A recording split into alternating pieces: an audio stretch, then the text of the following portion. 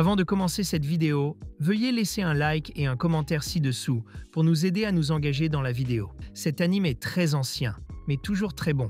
Alors sans plus attendre, commençons la vidéo. Saito Hirage était un jeune homme sans amis vivant dans le Japon moderne. Un jour, alors qu'il dormait, il fut soudainement transporté dans un monde plein de magie. Il y avait des magiciens, des créatures magiques et tout ce qu'il y a de bien dans ces isekai. Il tomba sur le sol d'une académie de magie, entouré de magiciens, et fut un peu choqué car il ne se souvenait pas avoir été renversé par le fameux camion d'isekai avant d'arriver là. Tout le monde se met alors à rire de sa tenue vestimentaire, et la mage qu'il a invoquée tente de l'abandonner comme l'avait fait son père, et se retourne sur son nom, Louise Franz Lublin de Lavalier. Mais comme je ne suis pas assez fou pour dire ce nom tout le temps, appelons-la simplement Louise. Elle essaie même d'invoquer un autre membre de sa famille, mais son professeur l'en empêche, et la force à passer un contrat avec Saito. Elle s'approche de lui, mais il recule, méfiant à l'égard des femmes. Malgré cela, Louise lui ordonna de rester sur place et forgea un contrat entre eux. Une marque apparaît alors sur la main de Saito, indiquant que le lien a été créé. Saito découvrit que Louise était une mage appartenant à une famille noble, mais qu'elle était totalement inutile en magie, et que tous ses sorts échouaient et se retournaient contre elle. C'est pourquoi tout le monde l'appelait Zéro. Elle l'emmena dans sa chambre, toujours en colère, et commença à le traiter comme un serviteur, lui jetant ses vêtements à laver. Saito essaya de se défendre et lui demanda de partir, mais Louise sortit sa baguette et lui lança un sort qui échoua et provoqua une nouvelle explosion. Lorsque les choses se sont calmées, Saito a décidé de courir dans les couloirs, où il est tombé sur un garçon blond, appelé Gishi. Sans s'arrêter, il continua à courir, jusqu'à ce qu'il atteigne l'extérieur du bâtiment. Louise lui courut après, mais Gishi utilisa sa magie pour soulever Saito du sol et l'élever dans les airs. À ce moment-là, Saito vit deux lunes et réalisa qu'il ne rêvait pas, qu'il avait vraiment été transporté dans un monde fantastique. Cette nuit-là, Saito dut dormir par terre et Louise l'enchaîna pour qu'il ne puisse pas s'échapper. Elle lui jeta ses vêtements et lui demanda de les laver, ce qu'il accepta, un peu à contre-cœur, mais il réalisa que c'était la norme dans ce monde. Elle a mentionné qu'elle avait plus de vêtements non lavés dans son tiroir, ce qui l'a profondément irrité, mais il a laissé tomber. Louise lui a demandé de l'aider à s'habiller, mais Saito a refusé, disant qu'il n'était pas son serviteur et qu'il ne le ferait que si elle le libérait de ses chaînes. Elle accepta et il l'aida à s'habiller, et après avoir été libéré des chaînes, ils allèrent à la cafétéria pour le petit déjeuner. Et Saito n'avait rien mangé depuis qu'il était arrivé dans ce monde et était affamé. Mais il remarqua que les gens chuchotaient et les regardaient. Louise a demandé à Saito de lever sa chaise et lui a dit de s'asseoir par terre, près de ses pieds. Il mangea un morceau de pain rassis et une assiette cassée. Après le petit déjeuner, ils sont sortis et Saito a vu comment les autres élèves interagissaient avec leurs familiers. Il trouva ensuite Kishi, qui avait pour familier une salamandre crachant du feu et qui bourdonnait de lumière, suggérant qu'elle avait invoqué un paysan pour faire semblant d'avoir un familier. Louise s'est énervée et s'est éloignée, et Saito a accidentellement heurté la servante appelée Siesta, qui a laissé tomber un gâteau, et ils se sont tous deux excusés, et il a ramassé le gâteau et l'a remis dans une assiette. Et Siesta, une roturière, a dit qu'elle n'était qu'une servante, différente de ses parents. Gishi, que Saito avait vu plus tôt, appela Siesta, et Saito lui demanda s'il pouvait lui donner le gâteau, ce qu'elle accepta. Il apporte le gâteau à Gishi, qui est avec une fille, et voit Gishi dire qu'il n'a personne d'autre dans sa vie qu'elle. Saito ne peut s'empêcher de rire, et Gishi lui demande ce qu'il y a de si drôle. Saito révèle qu'il l'a vu flirter avec la fille de première année la veille. Gishi a même essayé de le nier, mais Saito a pointé du doigt la fille d'hier, révélant ainsi la tromperie de Gishi. Les deux filles se découvrent, le giflent, et ils tombent à terre. Gishi a défié Saito en duel, et celui-ci a accepté. Louise insiste pour qu'il s'excuse, mais Saito l'ignore et se rend sur le lieu du duel. Gishi est surprise que Saito se soit présenté, mais Louise tente d'intervenir, mentionnant que les duels sont interdits sur le campus. Gishi argumente que les duels entre nobles sont interdits, mais comme Saito est un roturier, cela les rend acceptables. Le duel commença, mais Gishi utilisa la magie pour se battre à sa place, au lieu d'affronter directement Saito. Saito est frappé et tombe, et est encouragé par Louise à se rendre, mais il refuse. Malgré ses blessures, Saito continua à se relever, et Gishi lui donna une épée, pensant qu'il ne serait même pas capable de la tenir. Mais étonnamment, Saito sentit sa douleur se transformer en force, et d'un seul coup, il coupa le robot de Gishi en deux. Furieuse, la Gishi invoqua d'autres golets, mais Saito les vainquit tous avant de pointer son épée sur la gorge de la Gishi, la forçant à se rendre. Tout le monde fut choqué de voir un roturier vaincre un noble, et Louise courut vers lui, mais Saito épuisé, s'effondra. Il se réveilla 3 jours plus tard, allongé dans un lit plein de bandages. Siesta était également dans la chambre lorsqu'il s'est réveillé et nous a dit qu'il avait été inconscient pendant tout ce temps. Louise était également présent, dormant près de la fenêtre, visiblement fatigué de s'occuper de lui. Lorsque Saito s'est rétabli, sa vie a repris son cours normal. Il devait maintenant laver tous les vêtements de Louise et l'aider à s'habiller tous les jours, comme auparavant. Un jour, Saito est allé en classe avec Louise et a remarqué que les autres élèves se moquaient d'elle, l'appelant Louise le zéro. Saito trouva cela hilarant, et lorsqu'ils quittèrent la salle, il demanda pourquoi il l'appelait ainsi. Louise a expliqué.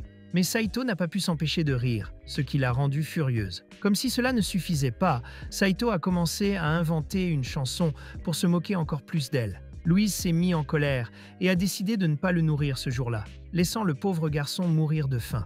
Tout au long de la nuit, Saito n'a cessé de réclamer de la nourriture. Louise a finalement cédé et lui a dit qu'elle allait lui donner à manger. Saito a de nouveau fait une blague avec son nom, et c'était la goutte d'eau qui a fait déborder le vase. Louise, furieux, l'a jeté hors de la chambre et lui a dit de dormir dehors. Il reste là, essayant de se relever dans le couloir, et Saito est repéré par la siesta qui lui demande ce qu'il fait là. Il explique qu'il a été mis à la porte par Louise et qu'il est affamé. Se sentant désolée pour lui, elle l'emmena à la cuisine, où les employés lui donnèrent beaucoup à manger, étonné qu'il soit le seul roturier à avoir vaincu un noble. Après s'être empiffré, Saito est retourné à l'extérieur de la chambre de Louise, mais il a été capturé par Kishi, qui l'a emmené dans sa chambre. Là, Kishi tente de le séduire en lui disant qu'il devrait échanger Louise contre elle. Et avant que quoi que ce soit ne se produise, Louise fit irruption dans la pièce et entraîna Saito dans sa chambre. En chemin, elle expliqua que sa famille et celle de Kishi étaient rivales et que même si elle ne se souciait pas de lui, elle ne laisserait pas Kishi l'atteindre. Seulement, comme d'habitude,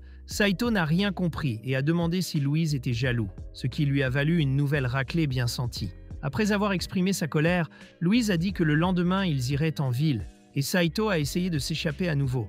Mais cette fois, elle l'a laissé dormir à l'intérieur de la chambre. Le lendemain, Louise emmène Saito en ville à cheval et pendant qu'il chevauche, Louise dit que Kishi semble s'intéresser à lui et qu'il a besoin d'une arme pour se défendre. Ils arrivent alors chez un forgeron, où Louise demande la meilleure épée, mais il est horrifié par le prix, et n'ayant pas vraiment le choix, il finit par acheter une vieille épée rouillée. Cette nuit-là, Kishi apparaît dans la chambre de Saito, tenant une épée en or, bien plus luxueuse que celle qu'il possède. Elle offrit l'épée à Saito, et lui demanda de quel côté il voulait être. Saito était tenté, mais avant qu'il ne puisse répondre, une voix sortit de nulle part, traitant les deux filles d'idiotes. Confus, Saito nia que c'était lui qui parlait, et bientôt tout le monde réalisa que la voix venait de l'épée rouillée elle-même. Curieux, Saito parla à l'épée, et ils se présentèrent l'un à l'autre. Se sentant seul dans ce monde, Saito était heureux d'avoir enfin un compagnon, et décida de garder la vieille épée au lieu de son visage. La nuit suivante, Saito essaya de laver une des robes en soie de Louise,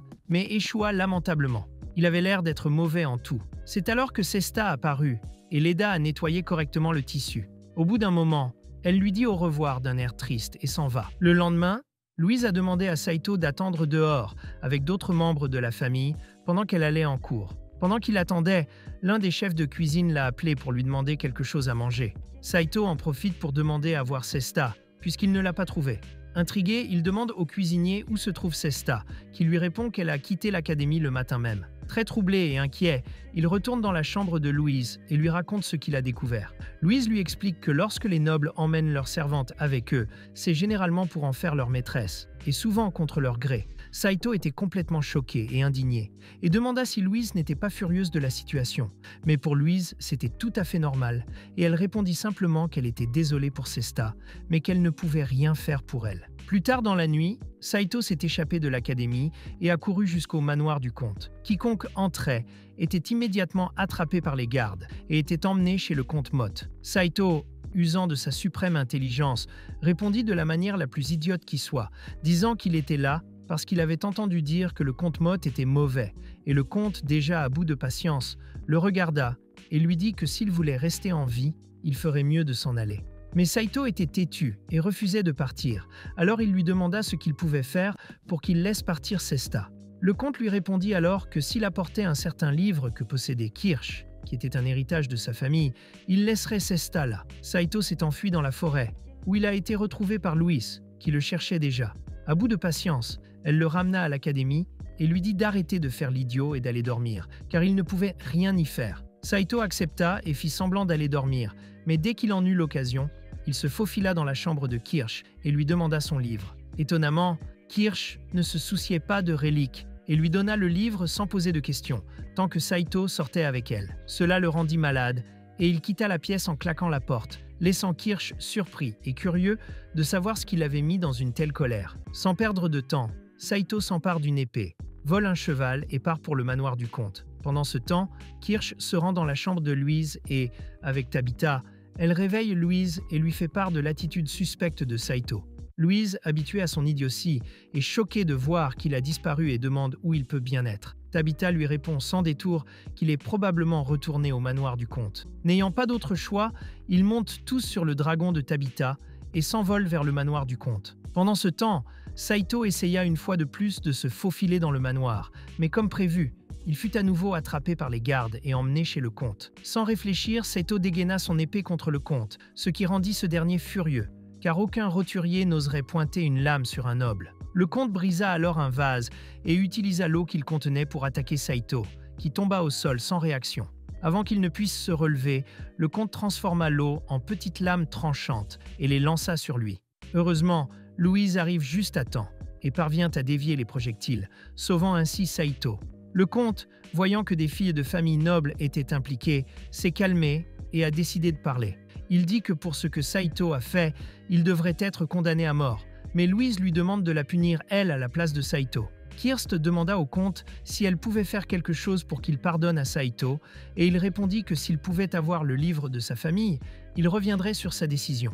Sans réfléchir, Kirst prit le livre et le tendit au comte, qui commença à le feuilleter avec enthousiasme. Saito, curieux, regarda le livre et réalisa que ce n'était rien d'autre qu'un magazine de pin-up du Japon moderne, probablement apporté par un invocateur dans le passé, tout comme il avait été convoqué dans ce monde. Siesta, enfin libre, remercia Saito et l'embrassa sur la joue avant que tout le monde ne retourne à l'académie. Quelques jours plus tard, Louise était toute excitée à l'idée de participer à l'exposition de l'académie où les élèves présenteraient à leur famille pour gagner des prix. Saito trouva cet enthousiasme soudain étrange, car elle ne s'était jamais intéressée à ce genre de choses auparavant. Déterminée à impressionner, Louise a commencé à enseigner les bonnes manières à Saito. Mais comme prévu, rien n'y a fait.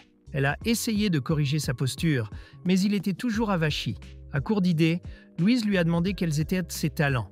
Et Saito a suggéré en plaisantant de montrer ses talents de blanchisseur, ce qui, bien sûr, lui a valu une sacrée réprimande. C'est alors que Louise s'est souvenue de ses talents à l'épée et lui a demandé s'il pouvait les lui montrer. Cependant, Saito était un peu gêné par ce qui s'était passé plus tôt et refusa. Mais Louise lui dit de s'entraîner pour ne pas se ridiculiser devant tout le monde. Il commença donc à s'entraîner dans la cour, mais devint rapidement la risée des autres élèves, car il avait du mal à garder l'équilibre. Le panier arriva et annonça que la princesse Enietta allait rendre visite à l'académie, ce qui rendit tout le monde plus sérieux et plus attentif à ses devoirs. Lorsque la princesse Enietta arriva, sa posture et son élégance attirèrent l'attention, mais en même temps, elle semblait très amicale. Ce soir-là, Louise demanda à Saito comment il se débrouillait à l'entraînement, mais celui-ci avoua qu'il avait encore des problèmes d'équilibre. En plaisantant, Saito a dit qu'il devrait peut-être montrer ses talents de blanchisseur, ce qui a vraiment agacé Louise. Avant qu'elle ne puisse répondre, une silhouette encapuchonnée entra dans sa chambre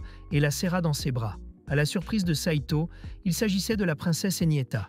La princesse et Louise ont commencé à parler et à se remémorer leur amitié d'enfance. Ils étaient très proches et la princesse a dit combien elle appréciait la compagnie de Louise après la mort de son père. Bien que Louise se soit excusée pour le comportement de Saito, la princesse Enietta s'est contentée de rire et de lui souhaiter bonne chance pour l'exposition.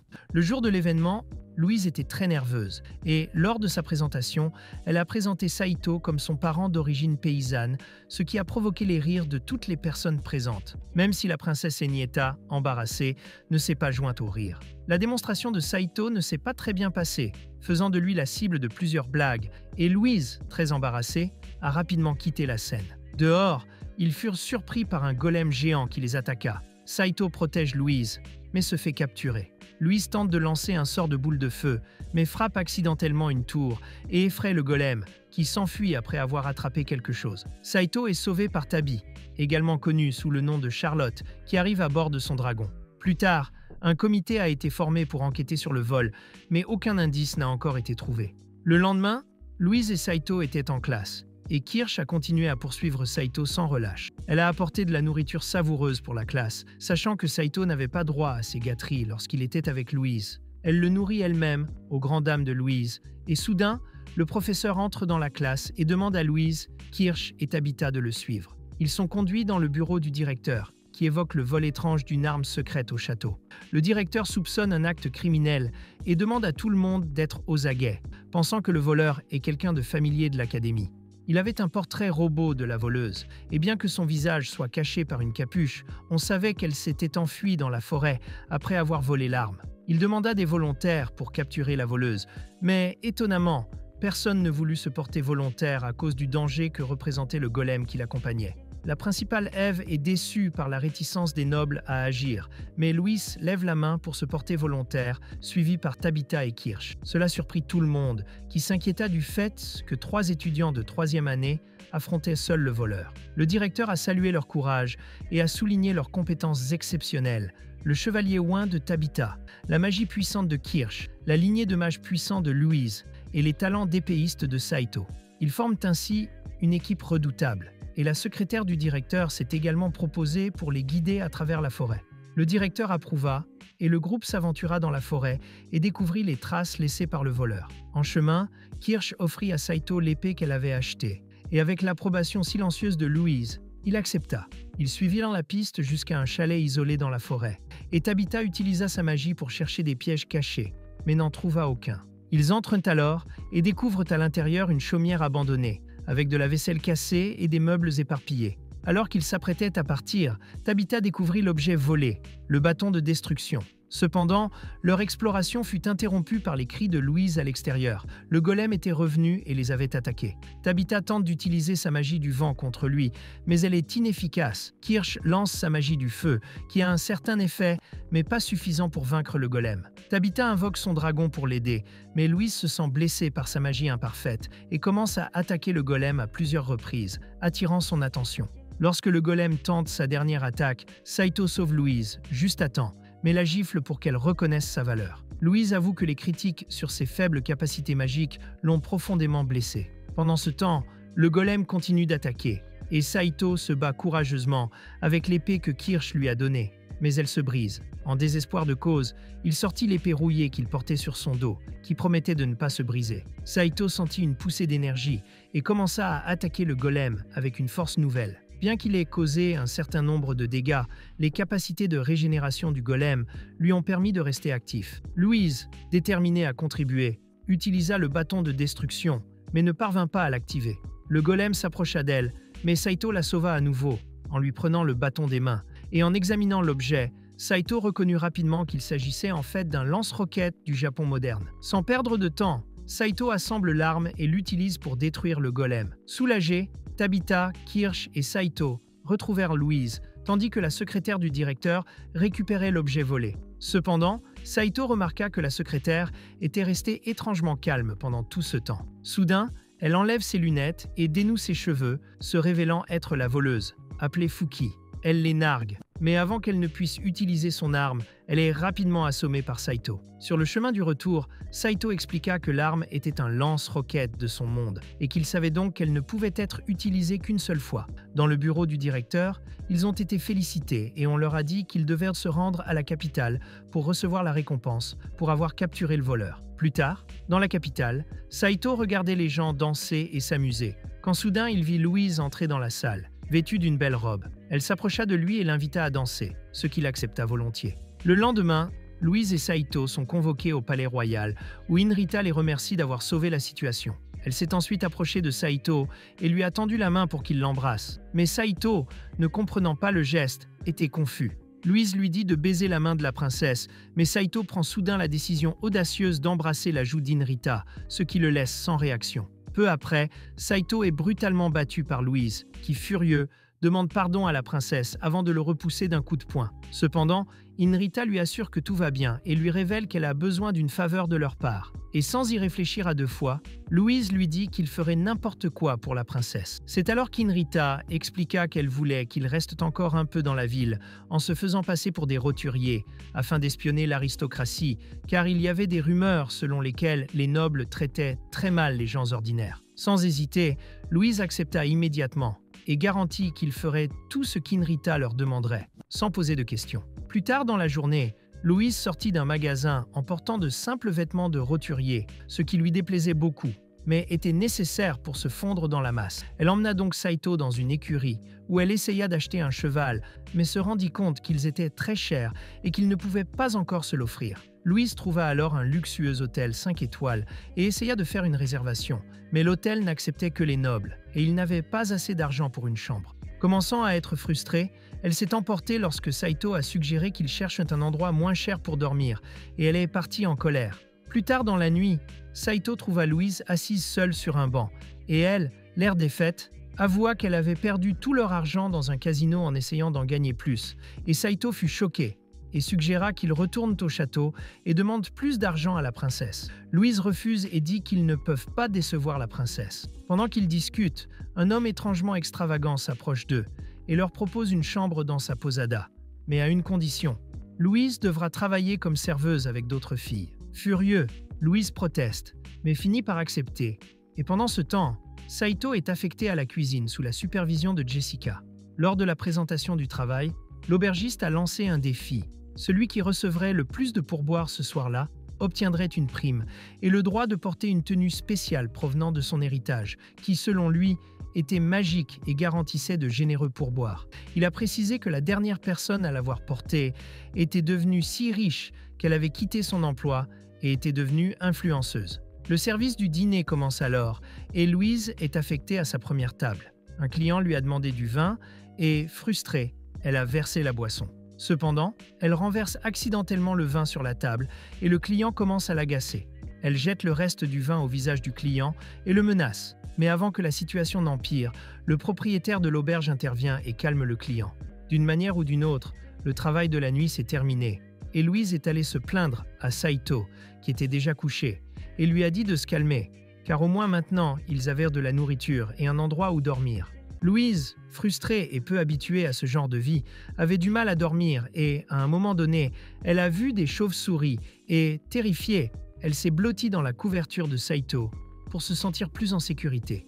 Au cours des jours suivants, Louise a essayé de s'adapter à son travail, mais elle n'arrêtait pas de s'énerver avec les clients. Finalement, le propriétaire de l'auberge a décidé de l'éloigner temporairement et lui a demandé d'observer les autres employés pour apprendre. Pendant ce temps, Louise a remarqué que Saito s'amusait beaucoup, ce qui l'a mise encore plus en colère. Sans réfléchir, elle prend une bouteille et la lui lance à la tête, l'assommant. Saito se réveille dans sa chambre et trouve Jessica qui lui dit qu'il a été assommé, avant de lui demander si Louise est un aristocrate. Cela inquiète immédiatement Saito, qui tente de le cacher, mais Jessica rit et dit que Louise ne peut même pas porter une assiette correctement, alors que son attitude et son assurance montrent clairement qu'elle est une femme noble. Saito avoue qu'il est en mission secrète, ce qui excite Jessica qui demande des détails. Cependant, Louise entre dans la pièce et se lève immédiatement, avant de se présenter comme étant Jessica. À bout de patience, Louise ignore tout cela et donne un coup de pied dans l'entrejambe de Saito, l'assommant à nouveau avant de le traîner dehors. Mais Jessica l'arrête et lui demande si Louise a gagné des pourboires jusqu'à présent, et Louise devient très nerveux et dit à Jessica de s'occuper de ses affaires quand Saito essaie de dire quelque chose, et il reçoit un autre coup de pied dans le visage. Le lendemain soir, Louise reste à l'écart, inquiet de ne pas avoir donné assez de pourboires pour obtenir sa prime, car c'est le dernier jour. C'est alors que le gros bonnet Tristan arrive à l'auberge avec ses gardes. L'endroit est plein et il n'y a plus de place assise, mais les gardes vident toute l'auberge pour que le comte puisse se mettre à l'aise, et il exige que l'aubergiste le serve. Jessica explique que ce type est un collecteur d'impôts et que s'ils ne le servent pas correctement, ils finiront par payer une fortune en impôts. Personne ne veut le servir. Mais Louise y voit l'occasion d'obtenir un pourboire et s'approche de lui avec un plateau. Mais le comte n'est pas impressionné et se moque même d'elle, ce qui la met en colère et sans réfléchir, elle lui donne un coup de pied au visage, choquant tout le monde dans l'auberge, et les gardes encerclent immédiatement Louise, tandis que celui-ci tente désespérément de s'excuser. C'est alors que, pour défendre Louise, Saito intervient et dit au comte d'aller se faire voir, affirmant qu'il ne laissera personne la toucher. Le comte est furieux et ordonne à ses gardes d'attaquer. Saito s'apprête à dégainer son épée, mais se rend compte qu'il l'a oubliée dans sa chambre. Il panique et a des sueurs froides, mais Louise sort rapidement sa baguette pour frapper les gardes, laissant tout le monde dans l'auberge abasourdi. Le comte est maintenant terrifié et se rend compte que Louise n'est pas une simple paysanne et qu'elle doit être d'une famille noble. Il soupçonne toujours qu'elle pourrait être d'une maison sans nom, mais lorsque Louise lui montre le décret royal de la princesse Inrita, il panique, tremble, implore le pardon et offre beaucoup d'argent pour tout régler sur le champ. Louise accepte et lui dit d'aller se faire voir, et les gardes du comte sortent précipitamment de l'auberge. Louise est alors entourée par les autres filles qui la remercient pour ce qu'elle a fait.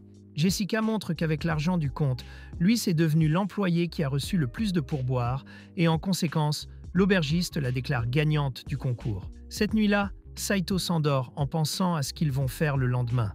Puis, à l'aube, ils reprennent le chemin de Tristan. En chemin, ils rencontrent Jessica, qui serre immédiatement Saito dans ses bras de façon très affectueuse et sautillante, ce qui agace beaucoup Louise. Jessica dit qu'elle va rendre visite à Tabitha et leur propose de faire de même avant de monter dans son carrosse. Louise n'y voit pas d'inconvénient, mais Saito promet de lui rendre visite, ce qui lui vaut un coup de pied au visage. Pendant ce temps, dans la calèche, Jessica tente d'engager la conversation avec Tabitha, mais celle-ci s'en moque et continue de lire son livre. Jessica se plaint d'avoir été renvoyée de sa dernière école et que, pour cette raison, ses parents ont failli la marier à un vieil homme qui voulait être son suzerain. Soudain, la voiture s'arrête et un fermier les avertit que la route est inondée et qu'ils doivent faire un détour. Mais Jessica trouve cette situation très suspecte. Pendant ce temps, à l'Académie de magie, Louise remet tous les vêtements sales à Saito, mais lui ordonne une fois de plus de les laver soigneusement avant de le renvoyer de la pièce. Elle est toujours très ennuyée qu'il soit si heureux avec Jessica, même si elle ne voit pas qu'elle aime Saito plus que tous ses ennemis réunis. Alors évidemment, il ne va pas être très enthousiaste à son égard. Guiche est habitué à tous ces abus. Il part donc joyeusement laver ses vêtements pendant que Monty Morris le gronde pour l'avoir vu avec quelqu'un d'autre. Elle demande à Siesta si Saito est de retour avant de rentrer, tandis que Guiche la remarque. Après quoi, Saito aperçoit une vieille marmite rouillée devant la cuisine. Lorsqu'elle pose la question à son patron, celui-ci lui dit de le garder si elle le souhaite. Il emporte le pot dans un endroit isolé, prêt à l'utiliser. Et de retour dans la calèche, Jessica remarque les maisons inondées en dessous d'eux, ce qui est très étrange, étant donné qu'il n'a pas tant plus que ça. Elle voit aussi une bannière qui lui fait comprendre que Tabitha appartient à l'une des familles royales. Ils arrivent enfin au manoir, qui est encore plus grand que ce que Jessica imaginait, et un majordome s'apprête à l'accueillir. Il l'emmène dans une chambre d'amis, où Jessica s'assoit en attendant que Tabitha aille chercher sa mère dans une autre pièce. Lorsqu'il entre dans la chambre, il trouve une dame aux cheveux bleus et à l'allure frêle qui l'observe depuis la fenêtre. Lorsque Tabitha s'annonce, la vieille dame est terrifiée et commence à lui dire de retourner d'où elle vient. Pendant ce temps, dans le salon, Jessica interroge le majordome sur le tableau accroché au mur. Il lui explique qu'il appartient au père de Tabitha, qui était le frère cadet du roi. C'était un excellent magicien, plus puissant que le roi lui-même, et il était aimé par presque tout le monde dans le royaume. Mais un jour, un assassin inconnu lui a tiré une balle dans la poitrine et l'a tué. Et après cela, Tabitha et sa mère sont allés au palais pour un événement. L'un des aristocrates a essayé d'empoisonner Tabitha, mais sa mère a réalisé que quelque chose n'allait pas, et comme une personne folle, au lieu de jeter le verre, elle l'a bu elle-même. Le verre contenait un poison magique qui lui a brisé l'esprit, et depuis lors, elle est restée ainsi, pensant que la poupée qu'elle tient dans sa main est Tabitha, alors que sa vraie fille reste négligée.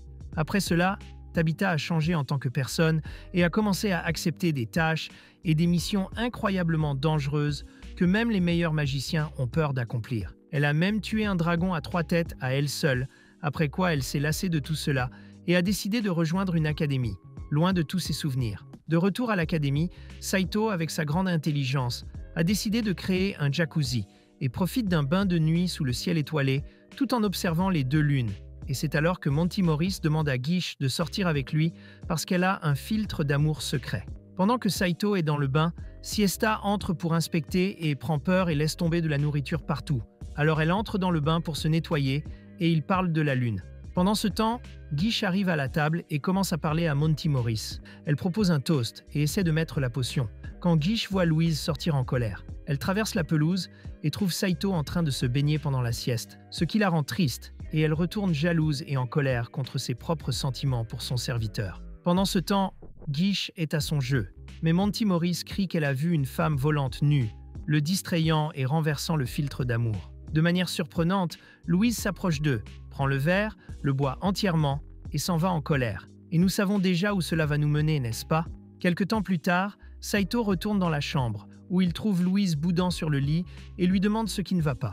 Au début, elle se montre passive et agressive, mais peu à peu son visage rougit à mesure que ses vrais sentiments commencent à faire surface, et elle serre Saito dans ses bras, disant qu'elle était triste quand elle l'a vu se baigner pendant la sieste, et elle avoue même qu'elle l'aime. Saito devient tout confus, regarde autour de lui et voit Monty Morris qui jette un coup d'œil dans la pièce et dit que c'est de sa faute. De retour au manoir, Tabitha est endormie dans son lit, tandis que Jessica réfléchit à la mission que le majordome a confiée à Tabitha et qu'elle doit accomplir le plus rapidement possible. Tabitha dit à Jessica de rester à la maison jusqu'à son retour, car c'est dangereux. Mais Jessica insiste pour continuer, et ses pensées sont interrompues lorsque Tabitha commence à faire un cauchemar, et elle la serre dans ses bras pour l'aider à s'endormir. Le lendemain, Saito part faire la lessive comme d'habitude, mais Louise s'accroche à lui depuis. Il se souvient de la conversation qu'il a eue la veille, et que Monty Morris lui a dit que la potion était pour Guiche, parce que c'était un tricheur qui ne pouvait pas être loyal, mais Louise a bu toute la potion. Et comme elle avait déjà des sentiments pour lui, elle a fini par s'attacher encore plus. Il lui demande quand l'effet se dissipera, et elle n'en a aucune idée. Louise continue de s'accrocher à Saito, disant qu'elle ne peut pas le laisser seul parce qu'il va être avec une autre fille. C'est alors que la sieste arrive, et Louise commence immédiatement à agir comme une ex-folle, accusant Saito de l'avoir trompée avec la sieste. Cela la met très mal à l'aise, et elle commence à s'éloigner, tandis que Louise est furieuse, convaincue que Saito aime la sieste, et finit par s'enfuir. Saito part à la recherche de la siesta et la trouve en train de se laver près de la fontaine, et il essaie de s'expliquer en disant que c'était un malentendu, mais la siesta ne répond pas.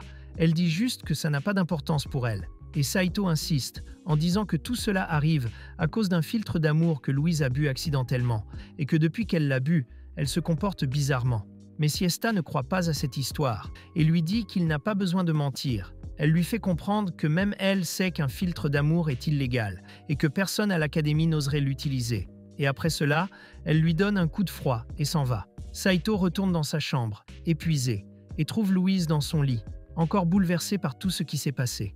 Dès qu'il s'approche d'elle, elle se met à pleurer, disant qu'elle ne se sent pas belle du tout, et Saito finit par tomber du lit, mais se relève rapidement et la serre dans ses bras, promettant qu'il trouvera un moyen d'arranger les choses, quoi qu'il arrive. Cette nuit-là, Saito descend et entre dans la chambre de Monty Morris, ignorant Guiche. Sans détour, il lui demande de faire revenir Louise à la normale. Monty Morris répond que l'effet s'estompera avec le temps, mais Saito lui jette un regard sérieux et exige qu'elle trouve un antidote ou un sort pour résoudre le problème immédiatement.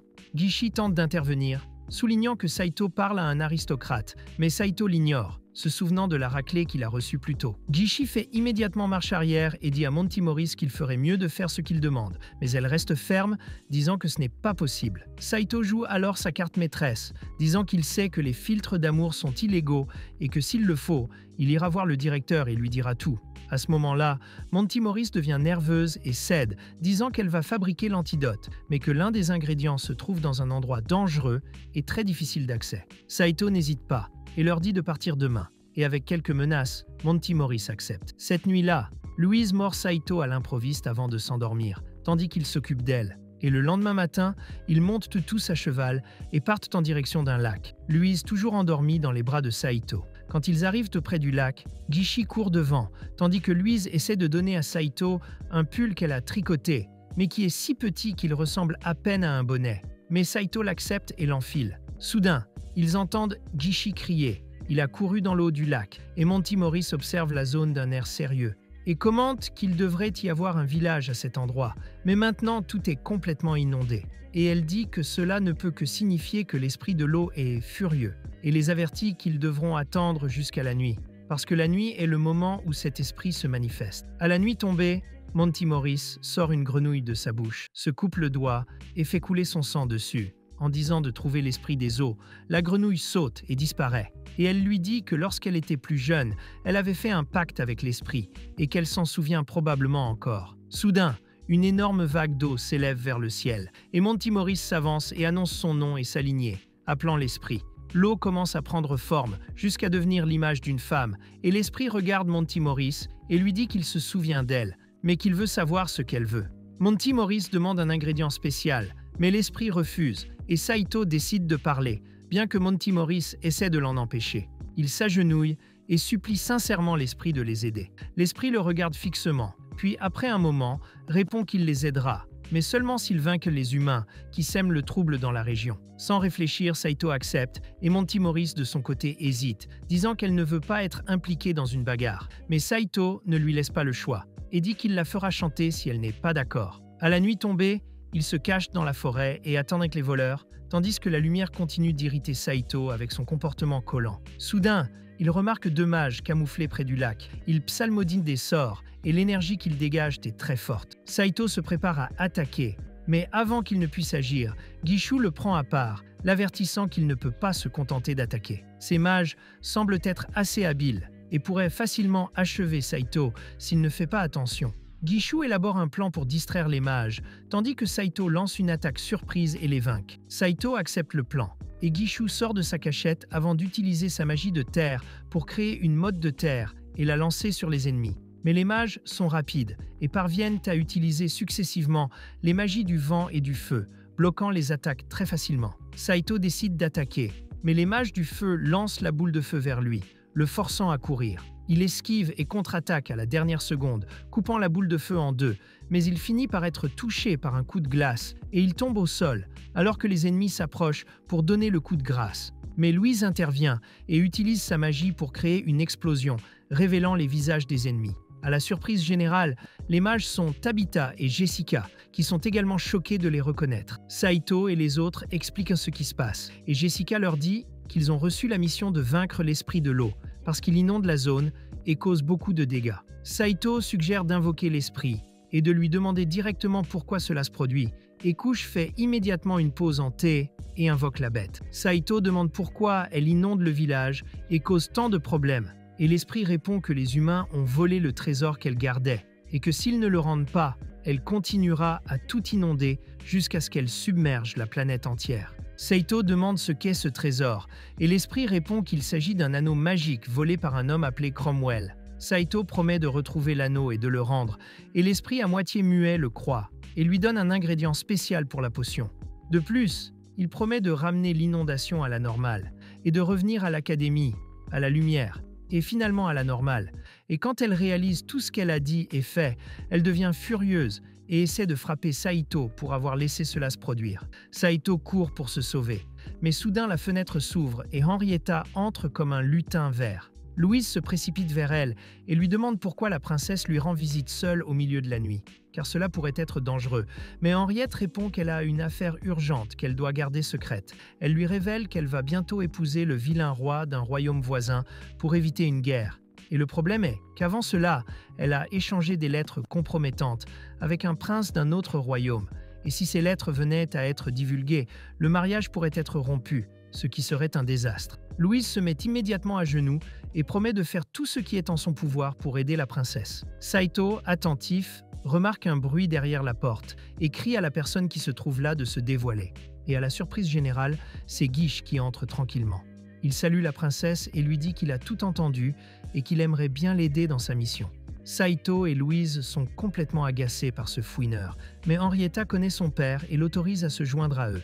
Plus tard dans la soirée, Saito sort faire la vaisselle et Siesta s'approche de lui. Elle s'excuse de ne pas l'avoir cru au sujet du filtre d'amour, et Saito lui dit de ne pas s'inquiéter et l'interroge sur les scientifiques de la région. Siesta l'emmène chez un vieux scientifique qui étudie les dragons et recherche les restes du dernier dragon. Il vous dit qu'un parent comme Saito a été invoqué il y a longtemps par un magicien légendaire et que ce parent a utilisé la magie du vide. Cette magie était si puissante qu'elle a disparu du monde, et il dit aussi que Saito a la même marque sur sa main, mais que personne n'en sait plus. Saito retourne dans sa chambre et trouve Louise qui ne semble pas très confiante. Elle ne pense pas être assez douée pour une mission aussi importante. Saito tente de la réconforter, en lui disant qu'elle est assez forte. Mais Louise se recroqueville sur le lit et s'allonge, doutant toujours d'elle-même. Le lendemain matin, tout le monde est à cheval, et Louise regarde la bague qu'Henrietta lui a offerte, en attendant le garde du corps qui les accompagnera. Soudain, une taupe géante sort du sol, et c'est le parent de Guiche. Il l'embrasse avec enthousiasme, mais la taupe saute sur Louise et tente de lui voler la bague. Guiche explique que son parent fait une fixation sur les bijoux, et soudain, une rafale de vent emporte la taupe, l'assommant. Guiche est choqué, puis une figure imposante descend du ciel, transformée en griffon. L'homme se révèle être Hardis, un chevalier de renom. Il s'approche directement de Louise et s'excuse de son retard. Et à la surprise de Saito, il découvre que cet homme est le fiancé de Louise. Hardis prend Louise dans ses bras et dit que le voyage va commencer maintenant. Ils poursuivent leur route, et Guiche fait remarquer à Saito que les chevaliers griffons sont incroyables, tandis que Saito s'irrite de plus en plus de voir tout le monde s'extasier devant Hardis. Après avoir traversé une vallée aride, ils atteignent enfin la ville. Dès qu'ils entrent, tous les regards se tournent vers eux, et Guiche explique que cette ville a été créée par un incroyable magicien de la Terre, tout comme lui. Ils arrivent à l'hôtel, et Hardis annonce qu'ils vont s'y reposer et partir au matin. Saito ne dit rien, et Louise lui dit de ne pas être si impolie. Après cela, Hardis part, et elle explique que ses parents ont arrangé ce mariage, mais Saito est toujours jaloux, et ne veut rien dire. Louise le taquine en lui disant qu'Hardis est une bien meilleure guerrière que lui. De plus, il est beaucoup plus grand que Saito. Alors sans lui laisser le temps de répondre, elle part, le laissant complètement furieux. Lors du banquet du soir, Hardis complimente Louise pour avoir invoqué un parent humain, chose inédite, avant de demander à Guiche s'il a perdu le duel contre Saito, ce qui fait s'étouffer Guiche. Hardis demande ensuite à Saito si c'était la première fois qu'il tenait une épée, ce à quoi Saito répond par l'affirmative sans intérêt, tandis que Louise félicite Hardis d'en savoir autant. Hardis regarde alors Saito et l'invite à un duel. Tout le monde est surpris, mais Saito, toujours irrité, accepte de manière désintéressée, tandis que Louise tente de le faire s'excuser, en vain. Hardis se lève et dit à tout le monde d'aller se coucher. En véritable gigachède, il emmène Louise dans sa chambre, sous le regard de tous. Saito accompagne Guiche, qui admire le ciel nocturne, avant de partir en boîte de nuit, laissant Saito seul. S'ennuyant, il ramasse son épée et commence à lui parler. Il lui demande si elle sait quelque chose sur le parent humain qui l'a précédé. Et l'épée répond qu'elle a appartenu à l'humain il y a des milliers d'années et qu'elle ne peut être utilisée que par un parent humain comme lui. Saito sort, tandis que l'épée explique qu'il a le pouvoir latent d'utiliser parfaitement n'importe quelle arme s'il le souhaite, et révèle que l'épée d'or s'est brisée parce qu'il s'agissait d'une fausse arme. Saito demande s'il peut vaincre Hardis, mais l'épée répond que c'est à lui de décider. Pendant ce temps, Hardis boit avec Louise, bien qu'elle soit mineure. Il raconte qu'elle avait l'habitude de pleurer dans un bateau au milieu du lac. Il dit ensuite qu'elle a des pouvoirs latents en elle, et Hardis dit alors qu'il devrait se marier immédiatement après la mission, parce qu'il ne peut pas attendre qu'elle soit gentille. Il tente de l'embrasser, mais à ce moment-là, Louise se souvient de Saito, et Hardis s'arrête, disant que son cœur a déjà été pris, et que ce n'est donc pas la peine. Il quitte ensuite la pièce et lui dit qu'il aimerait qu'elle l'épouse avant la fin de la mission. Le lendemain, Saito et Hardis se retrouvent dans une ruelle, prêts à se battre en duel. Bien que Louise leur dise de ne pas se battre, aucun des deux ne recule, et Saito prend son épée d'entraînement, tandis qu'Hardis fait de même. Il passe à l'attaque, lançant des coups dans toutes les directions, et Saito tente de bloquer, mais Hardis esquive et recule le premier. Il contre-attaque et repousse Saito avec son épée. Hardis complimente sa vitesse, mais Saito n'en tient pas compte et utilise le mur pour sauter et attaquer. Mais Hardis bloque et contre-attaque à nouveau, portant plusieurs coups et utilisant la magie pour le projeter dans des tonneaux en bois. Louise est inquiète et Hardis s'approche et dit que Saito ne pourra jamais vaincre un sorcier, ce qui signifie qu'il ne pourra jamais protéger Louise. Après cela, il s'en va. Cette nuit-là, Saito se tient sur le balcon, pensif, les larmes aux yeux, lorsqu'il se souvient de ce qu'Hardis a dit. Louise s'approche alors de lui et lui demande s'il pleure, mais Saito lui répond que les alphas ne pleurent pas, que c'est juste la pluie dans leurs yeux, et Louise insiste pour qu'il s'en remette, puisqu'il a perdu contre le meilleur chevalier du royaume. Saito la pousse et lui dit de partir, et blessée, Louise lui dit qu'elle va épouser Hardis après la mission, et s'en va, triste. Au bout d'un moment, Guiche s'approche de Saito et lui dit qu'ils doivent partir, et soudain le sol se met à trembler. Et à sa grande surprise, c'est un golem géant qui émerge de la terre. Au sommet, il y a Fouk, le voleur, qui devrait être en prison. Pendant ce temps, Louise demande à Hardis où sont Saito et Guiche, mais il lui répond qu'ils sont rentrés chez eux, parce qu'ils ont eu trop peur. Avant qu'elle ne puisse répondre, Hardis conduit son griffon en haut des escaliers et ils atteignent l'arbre. Dans cet arbre, il y a un bateau magique qui est ancré et prêt à partir. Et sur le balcon, Gishi se cache derrière Saito. Et pendant que Fook utilise son golem pour attaquer, Saito lui coupe les mains avec précision. L'impressionnant cependant, elle régénère simplement ses bras avec de la magie. Et Gishi utilise rapidement sa magie de terre pour essayer d'invoquer quelques mannequins de combat qui entourent le golem pour l'attaquer.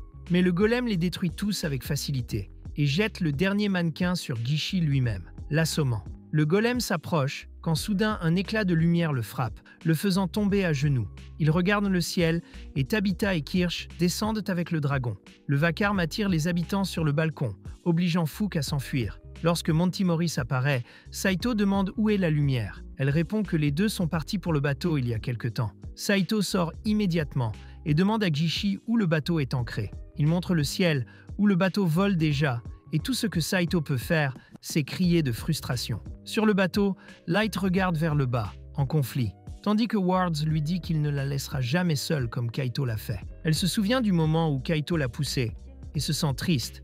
Alors elle regarde Wards et accepte sa demande en mariage. De retour au sol, Saito s'assoit et dit à Gishi qu'il pense que Fook travaillait avec Wards, les distrayant pour qu'ils perdent le vaisseau.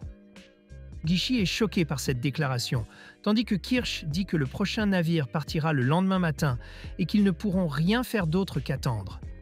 Soudain, le sol se remet à trembler, effrayant Gishi, mais ce n'est que sa stupidité.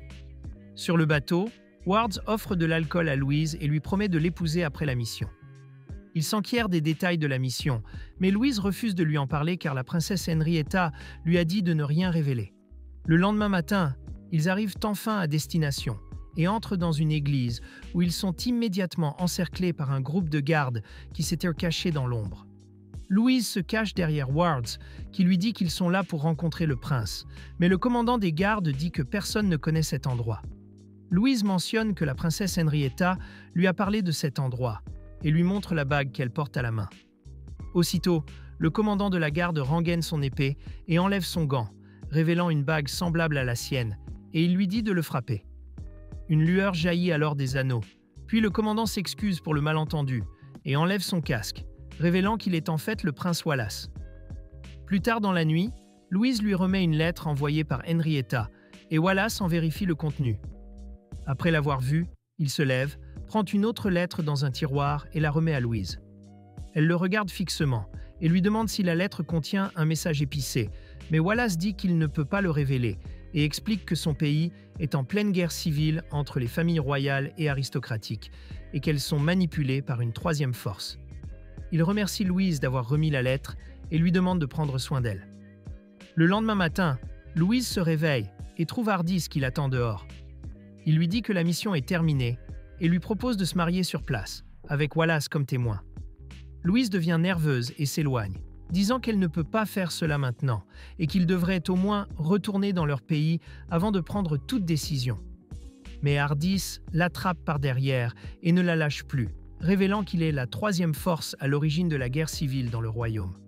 Louise, horrifiée, parvient à se libérer, mais se heurte à un homme mystérieux qui lui arrache immédiatement l'anneau de la main et l'utilise pour la contrôler.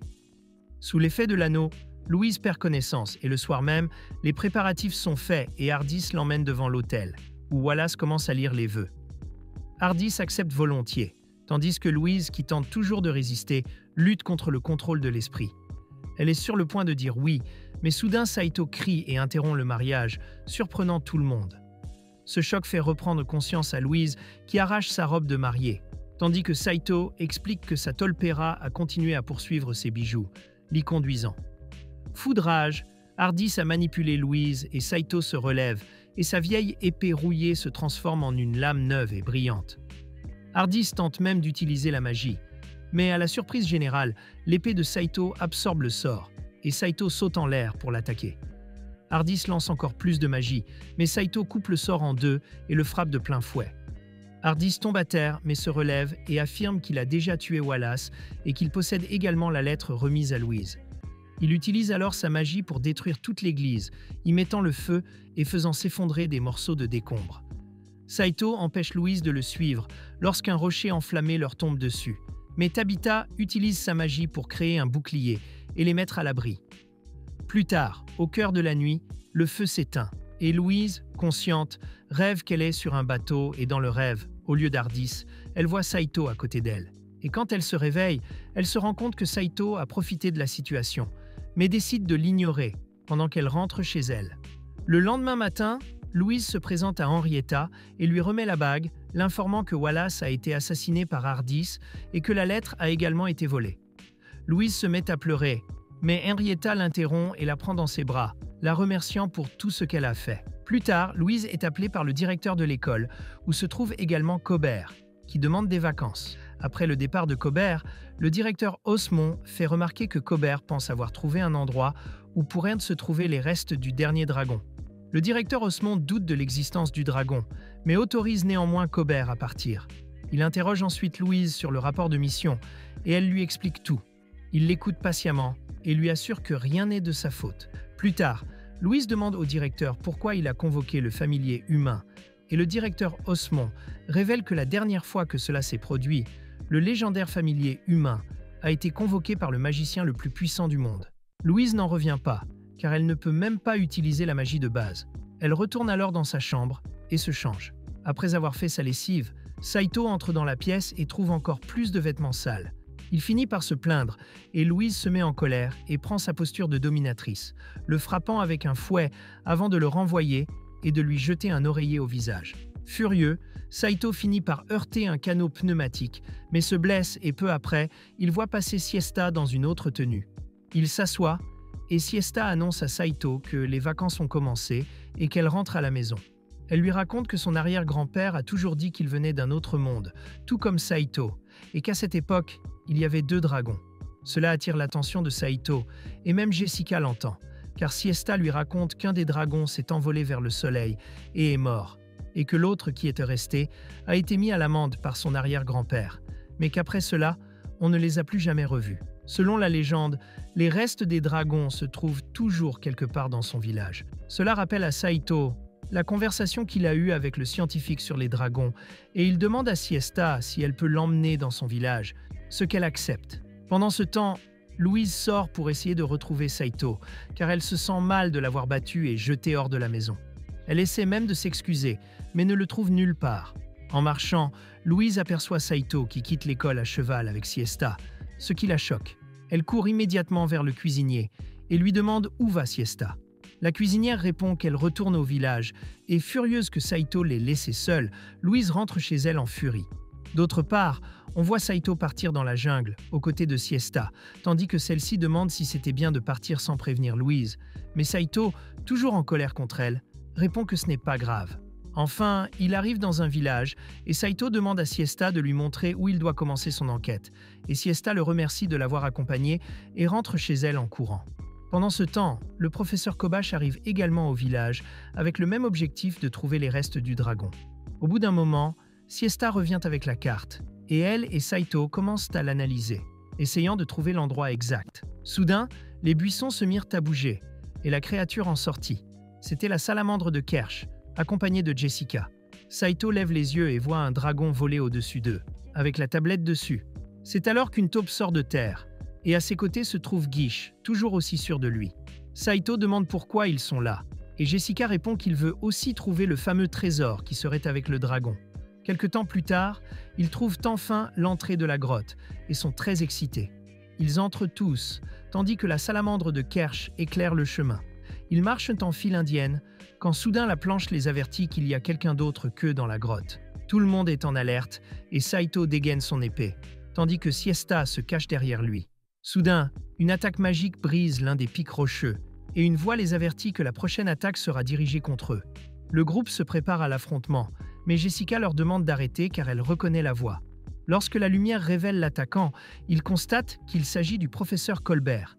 Il est surpris de voir que tout le monde est là, avec la lumière. Le professeur Colbert regarde immédiatement la carte avec joie, tandis que Saito et la lumière restent irrités l'un envers l'autre. La lumière dit qu'elle n'est venue qu'en tant qu'assistante de recherche du professeur, avant qu'ils ne se remettent tous à marcher. et qu'il quitte finalement la grotte pour entrer dans une forêt dense. Au milieu des arbres épais, ils trouvent un hangar abandonné, couvert de mer, et le groupe commence à vérifier la structure et la serrure, tandis que Tabitha remarque quelque chose de différent à proximité. Saito s'approche de Tabitha, regarde ce qu'elle a trouvé et est choqué de voir un texte écrit en japonais. La lumière et Tabitha ne peuvent pas le lire, mais Saito explique qu'il est écrit dans la langue de son pays d'origine, tandis que les autres parviennent à ouvrir le hangar et à entrer. Ils y trouvent quelque chose qu'ils ne peuvent pas comprendre, et Saito entre peu après et est surpris de voir ce qu'il y a à l'intérieur. Il passe sa main sur l'objet et sa marque se met à briller, ce qui lui permet de comprendre qu'il s'agit d'un aéronef. Il en déduit que les habitants de ce monde l'ont identifié à tort comme un étrange type de dragon.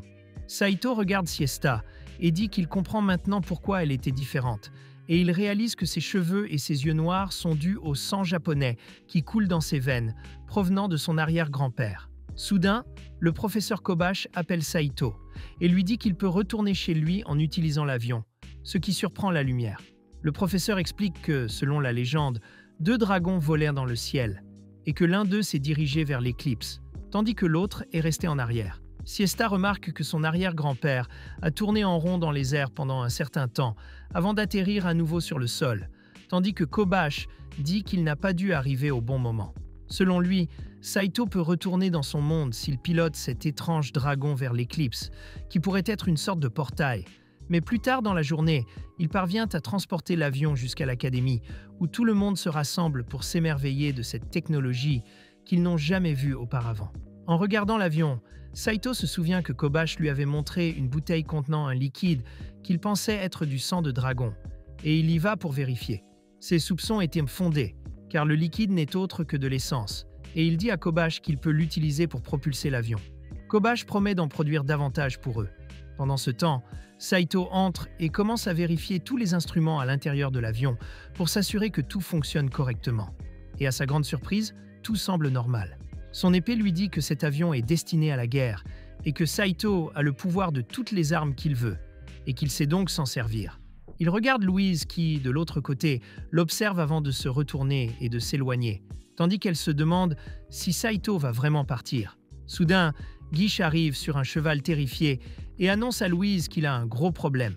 Louise commence par l'ignorer, mais il lui annonce qu'Ardis a pris le contrôle du pays voisin d'Albion et a déclaré la guerre à leur royaume. Pendant ce temps, Saito, qui ne le sait pas encore, est assis dans l'avion et se demande quand la prochaine éclipse aura lieu pour qu'il puisse rentrer chez lui. De retour à Albion, Crowell est assis sur un trône, heureux que son plan se déroule bien, et il remercie les gens d'avoir volé l'anneau de l'esprit de l'eau pour lui. Il consulte la carte et prépare ses plans de guerre pour conquérir le pays de Trista, où règne la princesse Henrietta. Ardis lui dit que tout est prêt et que Trista ne peut plus se défendre, car les chevaliers dragons d'Albion suffisent à vaincre toutes ses forces. Crowell demande quand ils pourront attaquer, et Ardis répond qu'ils attaqueront le jour de l'éclipse solaire afin de profiter de l'obscurité. Le lendemain matin, Saito va voir Louise et tente de faire la paix avec elle en lui disant qu'il partira dans 3 jours. Mais Louise se montre arrogante et dit qu'elle s'en fiche, ce qui blesse vraiment Saito, qui s'en va en colère sous le regard triste de Louise. Pendant ce temps, le conseil de guerre du palais se réunit et les commandants affirment que l'armée d'Albion est trop nombreuse et qu'il est impossible de gagner la guerre contre eux. Ils suggèrent de se rendre et de sauver leur vie. Mais Henrietta s'impose comme chef. Elle leur dit qu'ils ne se rendront jamais, car c'est une question d'honneur et de fierté, et elle décide de diriger elle-même les troupes. Sa mère, la reine, n'est que d'accord. De retour à l'académie, Saito regarde les lunes depuis le balcon avec tristesse, pensant que seulement 3 jours vont passer. Et avant de retourner à l'intérieur, il s'assoit sur le sol, tandis que tous les mages de l'académie sont convoqués à une réunion dans le hall. Le directeur les informe que la guerre va commencer dans quelques jours et qu'Henriette elle-même dirigera l'armée. L'académie sera donc fermée jusqu'à nouvel ordre, ce qui effraie les élèves. Et Guise déclare fièrement qu'il va rejoindre l'armée, mais après avoir été poussé par Jessica, il admet qu'il est forcé de le faire parce que son père est un commandant. Après avoir entendu cela, Louise retourne dans sa chambre et allume la lumière, avant de s'approcher de Saito, qui est endormi. Elle lui fait ses derniers adieux, car elle prévoit elle aussi de se battre sur le front. Le lendemain matin, Saito se réveille et trouve une note à côté de son lit. En le lisant, il apprend que Louise l'a licencié et lui a dit qu'il pouvait aller où il voulait. Saito le trouve étrange et le montre à Jessica et Tabitha qui l'examinent. Et Jessica lui parle de la guerre à venir. Il n'en savait rien, et elle lui dit que Louise est allée voir la princesse Henriette pour se battre à ses côtés, ce qui s'avère vrai, puisque Louise s'engage à se battre aux côtés d'Henriette. Pendant ce temps, au village de la Sieste, elle travaille à la ferme, se rappelant que dans quelques jours, Saito partira. Soudain, il aperçoit dans le ciel un vaisseau volant rempli de guerriers alvéaux, contrôlé par Croyle à l'aide de son anneau. Ce dernier l'informe que Tristan a refusé de se rendre et qu'ils vont donc entrer en guerre. À l'aube, Saito vérifie une dernière fois l'avion, tandis que Jessica lui dit de rencontrer Louise avant de partir, car il n'en aura plus jamais l'occasion. Saito refuse et Kobash arrive avec les barils d'essence qu'il a réussi à fabriquer et l'informe qu'il en aurait bien fait plus. Mais la guerre a commencé et le village de Siesta sera le premier champ de bataille. Pendant ce temps, Henrietta et ses troupes se dirigent vers le village lorsqu'ils aperçoivent dans le ciel un navire de guerre entouré de dragons. De retour à l'académie, Saito décide d'arrêter Alvéo avec l'avion, même s'il sait que cela pourrait l'empêcher de rentrer chez lui. Kobash démarre le moteur avec de la magie, et au dernier moment, Tabitha utilise la magie du vent pour le propulser, et Saito s'envole vers la bataille, tandis que Tabitha et Jessica décident également de rejoindre la guerre. Pendant ce temps, Saito vole vers le village à toute vitesse, et se rend compte que l'avion a encore beaucoup de munitions, et qu'il peut donc vraiment faire la différence. Tabitha et Jessica le suivent de près, et de retour au sol, la princesse Henrietta élabore enfin un plan de bataille. Elle ordonne aux chevaliers griffons d'attaquer les chevaliers dragons, tandis que le reste des forces tentera de se diriger vers le navire de guerre pour essayer de l'infiltrer. L'escadron de griffons avance et tente d'utiliser la magie du vent contre les chevaliers dragons, mais ces derniers sont beaucoup plus rapides et esquivent. Ils lancent alors une puissante explosion de feu, renversant les griffons au sol. Pendant ce temps, la cavalerie avance vers le cuirassé. Et seul Geish a assez de bon sens pour se demander comment ils vont pouvoir monter sur le navire alors qu'il est en l'air. Mais le commandant continue de marcher, sans se soucier de cela, tandis que le cuirassé fait feu de ses canons. Il déchaîne les feux de l'enfer sur la cavalerie, encore et encore, ce qui pousse les Geish à quitter leur position. Mais le commandant insiste pour avancer. Geish, quant à lui, tente de comprendre cette stratégie absurde, tandis que Siesta rassemble les villageois restants et tente de les conduire dans la forêt pour qu'ils puissent se cacher. Pendant ce temps, la princesse Henrietta observe la bataille et comprend que sa place est en première ligne. Soudain, tout le monde lève les yeux et voit l'éclipse se produire. Juste à ce moment-là, un grand bruit se fait entendre dans le ciel et il voit Saito piloter son avion.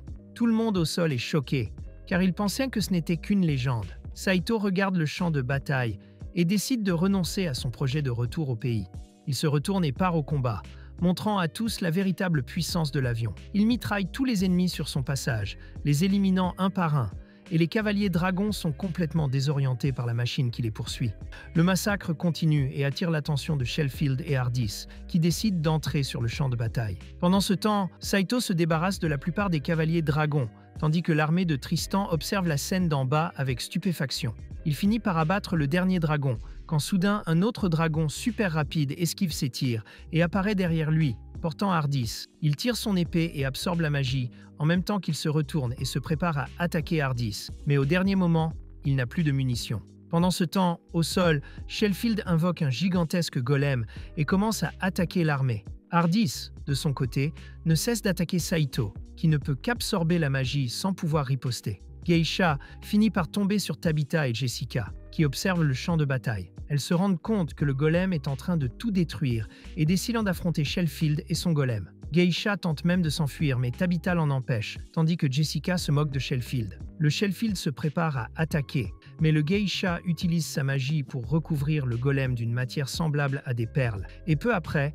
grâce à l'alchimie, il transforme tout en huile. Et Jessica allume cette huile, créant un gigantesque feu autour du golem. Celui-ci se désintègre rapidement et se transforme en cendre, et Sheffield se rend compte qu'il a perdu le contrôle et s'enfuit. Il finit par être poursuivi par Geisha, mais pendant ce temps, Saito n'a plus d'option et commence à être touché par les attaques de Watts, jusqu'à ce que l'une des ailes de son avion prenne feu. Mais avant que Watts ne puisse porter le coup de grâce, Il est surpris par une attaque de Tabitha et Jessica qui lui fait perdre l'équilibre et tomber au sol. À ce moment, la lumière, agissant de manière compulsive, saute du dragon de Tabitha vers Saito. Tabitha utilise sa magie pour amortir la chute, ce qui permet à la lumière de prendre une pause incertaine. Saito la prend par la main et la tire dans la cabine de l'avion, et commence à lui crier dessus, furieux qu'elle ait fait quelque chose d'aussi stupide. Mais la lumière se met à pleurer et s'excuse pour son comportement. Pendant ce temps, Watts se remet et s'avance à nouveau vers Saito, qui dégaine son épée, prêt à protéger la lumière au péril de sa vie. À ce moment, quelque chose s'éveille en elle, et sa marque s'illumine. Watts attaque et coupe la joue de Saito. Mais soudain, la lumière perd le contrôle de son propre corps. Sans vraiment comprendre ce qui se passe, elle se lève d'elle-même et pointe sa baguette sur Watts, tandis que Saito lui crie de retourner dans l'avion. L'épée de Saito lui dit que les capacités latentes de la lumière sont en train de s'éveiller et qu'il vaut mieux gagner du temps. Mais Watts continue d'attaquer et endommage encore plus le moteur, créant de la fumée, tandis que l'avion commence à tomber. Saito se rend compte que l'avion est gravement endommagé et qu'il n'a plus beaucoup de contrôle. Et Watts s'apprête à donner le coup de grâce, lorsque la lumière libère tout simplement sa magie. Une énorme lumière blanche recouvre tout le ciel, enveloppant Watts et réduisant le cuirassé en cendres. Tous les spectateurs au sol assistant à la scène, choqués, tandis que la lueur disparaît. Light tombe inconsciente dans les bras de Saito, qui tente de reprendre le contrôle de l'avion, mais n'y parvient pas. Il fait de son mieux pour atterrir en toute sécurité sur l'herbe. Et heureusement, ils atterrissent sans problème majeur. L'éclipse s'achève également, tandis que Tabby et Kirsch se dirigent vers le vaisseau détruit, incrédules face à tout ce qui vient de se passer. Soudain, Croyle est étourdi et utilise immédiatement son anneau pour forcer les deux filles à se mettre à terre. Elles sont incapables de réagir, mais Guise gifle simplement le méchant, l'assommant, et lui dit que Fulk s'est échappé. Light se réveille enfin et commence à regretter que Saito ait manqué l'éclipse et détruit l'avion. Mais il lui répond qu'il a décidé de rester à ses côtés, ce qui la rend encore plus émotive. Les deux se réconcilient, et lorsque la guerre se termine enfin, les héros reçoivent des médailles d'honneur. Plus tard, Light revient pour montrer la médaille à Saito, mais elle constate qu'il a disparu. Elle part à sa recherche et le retrouve en train de parler à Sesta. Saito remarque la présence de Light et est surpris lorsqu'elle sort son fouet, prête à le discipliner une fois de plus. Un certain temps passe et Saito se retrouve à nouveau dans l'avion, volant vers l'éclipse. La marque sur sa main brille de 1000 feux et il traverse le phénomène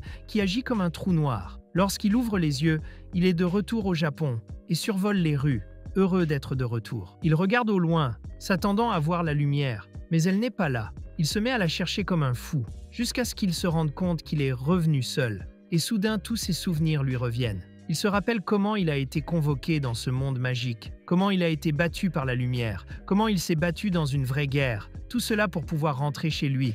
Mais quand il se rend compte qu'il n'a plus de lumière, il se met à pleurer et crie son nom, en suppliant qu'on le renvoie chez lui. À ce moment-là, le levier de l'avion se brise et il commence à tomber vers le sol. Au moment de l'impact, Saito se réveille de son rêve. Il était tombé du lit. La lumière se réveille et demande ce qui se passe. Mais Saito est tellement heureux de la voir qu'il la serre dans ses bras en disant qu'il ne veut plus jamais la quitter. La lumière est déplacée, mais toujours elle-même. Elle le repousse et lui dit de se rendormir. Saito se lève tranquillement et s'allonge sur le lit avant de s'endormir à nouveau. Le lendemain, de retour au château, la cérémonie de couronnement a lieu et Henriette sera désormais couronnée reine de Tristan pour son rôle décisif dans la guerre. Bien qu'elle ne semble pas très enthousiaste à l'idée de ce titre, le ministre lui rappelle que Tristan est toujours en danger et qu'ils ont plus que jamais besoin de son leadership. Toute la ville célèbre le couronnement, tandis que Cromwell est enfermé dans les cachots, où il reçoit la visite d'une femme mystérieuse. Elle s'approche de lui et lui dit qu'elle est déçue par son échec. Cromwell implore une dernière chance, affirmant qu'une magie inconnue a provoqué une explosion de lumière et détruit son armée. La femme observe la situation sans pitié et utilise l'anneau violet pour le tuer. De retour à l'académie, Luz et Saito se préparent à sortir pour assister à la parade, et avant de partir, Luz remet à Saito une paire de lunettes étranges, disant qu'il s'agit d'un héritage familial et qu'il devrait les porter parce qu'elles lui iront bien. Saito les met, mais se rend compte qu'il ne peut pas les enlever, et c'était bien sûr le plan de Luz. Lorsqu'ils partent, Saito voit Siesta et s'approche d'elle pour l'inviter à regarder le défilé avec eux. Mais elle refuse et soudain, ses lunettes se mettent à briller. Luz arrive par derrière et explique que ces lunettes spéciales brillent chaque fois que le porteur regarde quelqu'un d'autre que son maître, avec des arrière-pensées. Sans perdre de temps, elle utilise la magie de la foudre pour choquer Saito. Elle le traîne ensuite sur la pelouse, où il rencontre Malicorne et Monty Morris, qui se rendent également à la parade. Saito finit par regarder Monty Morris, ce qui fait briller à nouveau ses lunettes, rendant Luz furieuse, qui le choque à nouveau, effrayant même le directeur, qui commence à envisager sérieusement de les expulser de l'académie. Elle l'entraîne à nouveau. Et lorsque Saito voit Jessica, ses lunettes s'allument à nouveau. Il reçoit sa punition, avant d'être à nouveau traîné. Et il voit Tabitha, et reçoit une autre punition. Ses lunettes continuent de s'allumer chaque fois qu'il regarde une fille par habitude, tandis que la lumière s'assure qu'il est correctement puni.